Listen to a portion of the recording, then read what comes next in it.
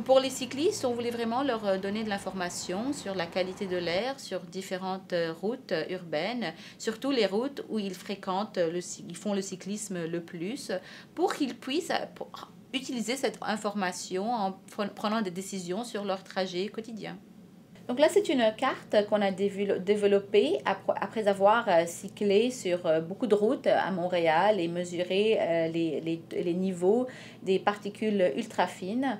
On voit ici que les niveaux en vert et jaune sont des niveaux relativement bas, mais toutes les routes qui sont en rouge et en noir, ce sont des niveaux assez élevés, et pas seulement pour Montréal, mais aussi en comparant avec d'autres villes canadiennes, c'est des niveaux assez élevés.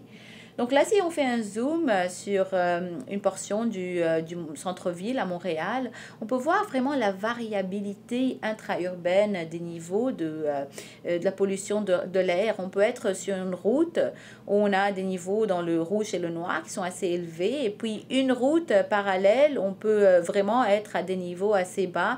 Donc c'est ça c'est pour démontrer que on peut, nous-mêmes, les individus, peuvent changer leur exposition juste en changeant un peu leur trajet.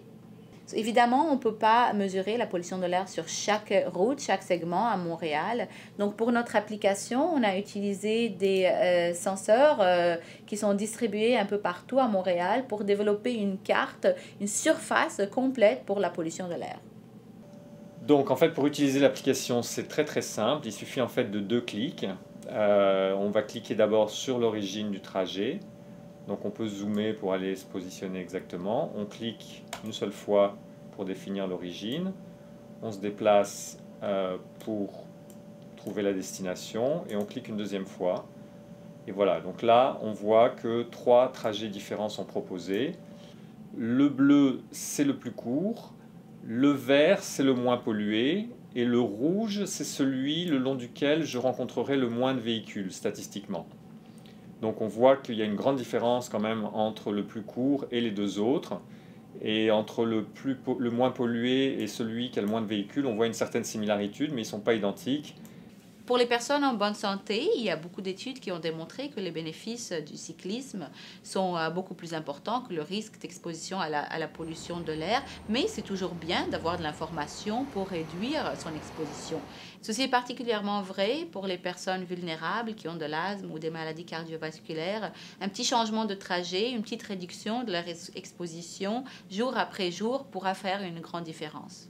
Cette application est basée sur des données qui ont été collectées dans le passé. Étant donné les tendances au niveau des senseurs pour la pollution de l'air, ils sont de plus en plus petits et de moins en moins chers. On peut imaginer que bientôt les gens seront équipés de tels senseurs et pourront contribuer des données qui peuvent rendre une application comme celle-ci beaucoup plus dynamique et beaucoup plus pertinente pour les choix quotidiens.